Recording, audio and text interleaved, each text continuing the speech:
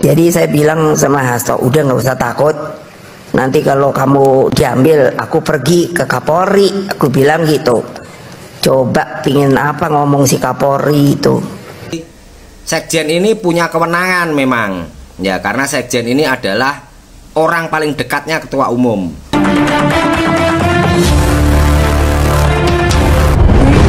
Halo, assalamualaikum warahmatullahi wabarakatuh. Jumpa kembali dengan Banyuwangi Official. Oke, selamat siang semuanya. Dan siang hari ini kita mau nonton lagi video tentang Bapak si Peci Merah. Oke, bagaimana videonya nanti kita simak bareng-bareng. Ini lebih seru ya, mengkritik tentang Bu Megawati dan Pak Hasto. Lanjut untuk videonya Pak Jokowi, kita play dulu. Nanti kita simak bareng-bareng. Lanjut. Soal lain, tanggapan kita jawab. Soal Pak Hasto kan ditetapkan sebagai tersangka di KPK ya Pak, tapi nama Bapak itu masih disangkut pautkan atas tersangka ini. Hormati seluruh proses hukum yang ada. Ya. Tapi nggak apa-apa Pak, nama-namanya dicatut Pak, masih di bawah-bawah Pak. Nama Pak Jokowi sama keluarga masih di bawah. Juga jurnal tugas pensiunan kan. Ketawa Pak Jokowi. Kalau Hasto itu ditangkap, saya datang. Ya, saya nggak bohong. Kenapa? Saya ketua umum, bertanggung jawab kepada warga saya. Dia adalah sekjen saya. Saya titip, jangan ada kader Gerindra yang korupsi. Nanti jangan kau kira Presiden Prabowo ada Gerindra korupsi. Kita tenang saja, gue kejar lo sampai di mana. Salam Pancasila. Kenapa Ketua Umum PDIP Megawati Soekarno Putri terlihat serius membela sekjennya atau anak buahnya Hasto Kristianto? Intinya sebetulnya karena Ketua Umum ini tidak tahu ya apa kesalahan dan apa pelanggaran-pelanggaran serius yang telah dilakukan oleh sekjennya. Begitu kira-kira menurut saya ya. Saran saya kepada Bu Megawati sebagai Ketua Umum PDIP adalah pecat saja Hasto Kristianto, Sekjen DPP PDIP, jika memang terbukti bersalah. Ya, masa orang yang bersalah dilindungi, Bu? Ya, kan Ibu ini adalah simbol demokrasi. Demokrasi itu kebebasan berdasarkan hukum atau undang-undang atau aturan yang berlaku di negara tersebut. Kan masih banyak kader-kader yang lebih baik dan lebih hebat, lebih jujur, lebih amanah daripada Hasto Kristianto. Ya. Kenapa ini harus dilakukan? Ya, ini demi marwah partai peninggalan dari pendiri bangsa, Bapak proklamator kita Bung Besar Soekarno. Ya, karena partai ini terkenal dengan partai yang pro rakyat kecil dan partai yang menjunjung tinggi demokrasi. Ya, nah, semua ini kan bisa diikuti aturan hukum yang berlaku. Contohnya, ada tuduhan dari KPK terhadap Sekjen Hasto Kristianto. Tuduhan pertama adalah Hasto telah melakukan PAW atau mengotak-atik ya, pergantian antar waktu anggota DPR. Ya, anggota DPR RI sampai ke tingkat paling bawah saya rasa.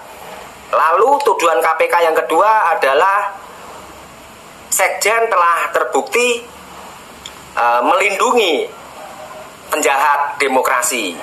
Ya, jadi ya terkesan telah mengamankan diri dan orang-orangnya dalam melaksanakan pelanggaran-pelanggaran tersebut. Ya, saat mau ditindak hukum. Ya. Jadi sedikit cerita ya, apa yang dituduhkan oleh KPK itu adalah pergantian antar waktu. Jadi Sekjen ini punya kewenangan memang. Ya, karena Sekjen ini adalah orang paling dekatnya Ketua Umum. Saya rasa tidak semua dijelaskan secara detail oleh sekjen kepada ketua umum. Yang penting ada laporan baik. Pasti ketua umum setuju. Jadi PAW yang di otak-atik itu adalah seperti ibaratnya begini. Seseorang ya telah dengan susah payah memenangkan kontes pemilihan legislatif di suatu daerah. Ya. Lalu dia menang.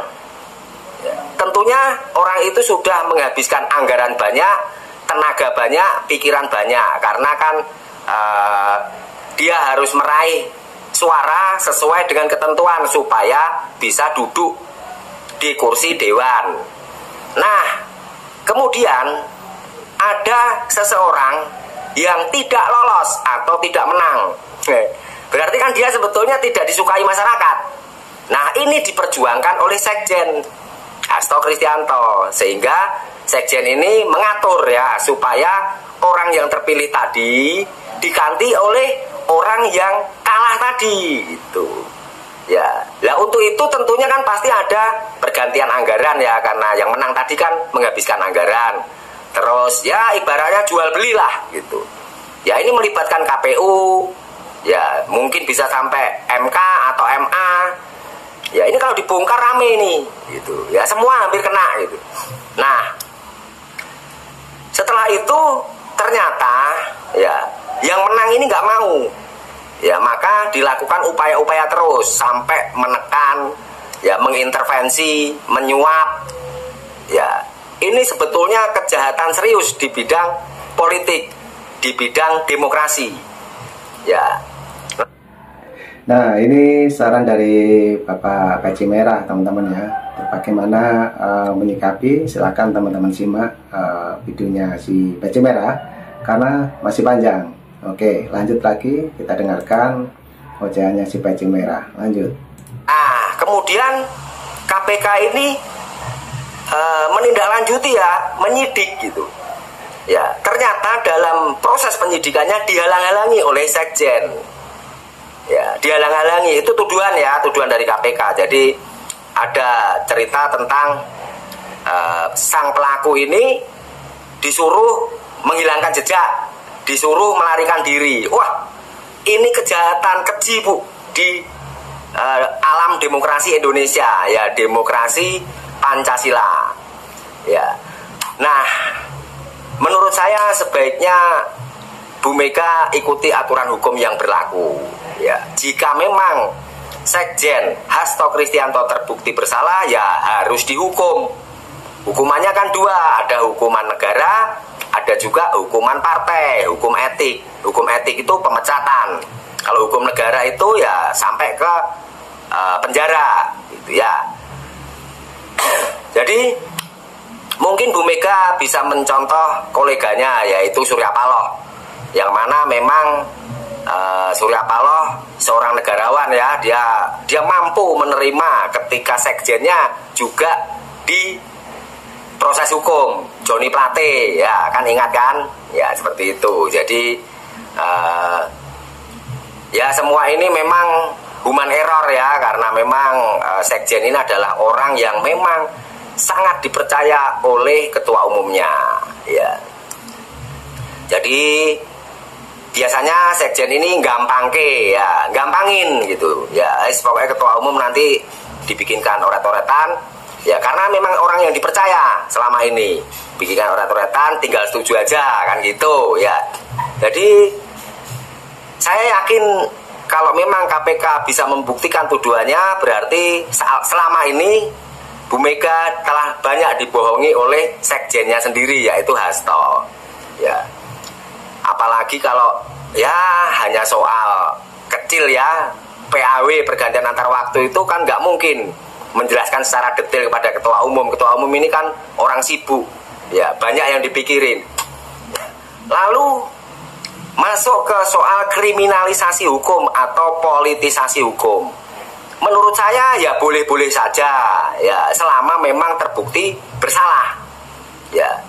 Kalau merasa dipolitisasi hukum atau dikriminalisasi, ya dibalas saja. Ya, dibalas, boleh dibalas gitu. Ini negara demokrasi, negara bebas gitu ya. Ya, dibalas siapa pelakunya, dicari tahu. Ya, dibalas secara setimpal. Misalnya, ya, tuduhannya atau terbukti bahwa Jokowi yang melakukan ini dengan dasar kekuasaannya. Ya, gunakan juga kekuasaan. Ya, selidiki anak-anaknya Jokowi. Ya, pasti nanti akan terbukti itu. Jika memang terbukti ada buktinya terlibat dalam masalah pelanggaran hukum, ya anaknya Jokowi juga bisa diproses, Bu. Nah, itulah teman-teman ya, kritikan dari si peci merah, juga memberikan saran ke Bu Mega ya. Jadi seperti diberi peringatan ataupun sanksi untuk Hasto. Oke, lanjut lagi si peci merah, kita play. Ya, atau partai lain. Ya, kalau pelakunya partai lain ya selidiki juga ya partai itu, sehingga ya akan terbongkar semuanya gitu ya. Jadi menurut saya peristiwa Hasto Kristianto, Sekjen PDIP ini jadi tersangka KPK ini, menurut saya harapan bagus ya buat seluruh rakyat Indonesia ya. Karena saya yakin demokrasi Indonesia akan semakin sehat. Politikus akan mikir 2000 kali saat mau melakukan tindakan-tindakan kejahatan, ya, pelanggaran politik, pelanggaran hukum dan lain-lain, ya, atau ngotak-ngatik, suap menyuap dan lain-lain. Ya, makanya ini pasti nanti akan berefek baik menurut saya. Jadi bersih. Memang politik harus disertai dengan mentaati hukum yang berlaku. Merdeka. Asal untuk rakyat, asal untuk negara. Saya pertaruhkan reputasi politik saya.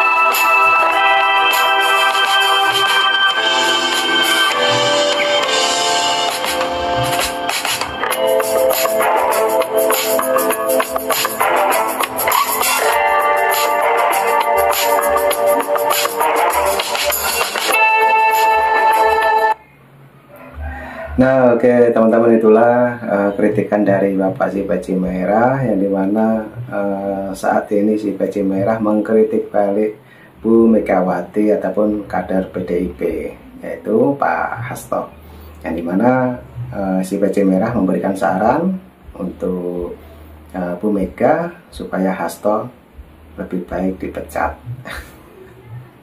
Nah, oke, juga tadi ada video flashback untuk video-videonya Pak Jokowi. Kita simak bareng-bareng. Dan mungkin teman-teman punya saran dan kritik mungkin mengenai Pak Hasto ataupun Bu Mega ataupun terutama Bapak peci merah, teman-teman. Silakan tulis di kolom komentar saya. Oke, terima kasih. Jangan lupa saya ucapkan salam buat keluarga, sehat selalu. Assalamualaikum warahmatullahi wabarakatuh. Sampai jumpa. Thank you.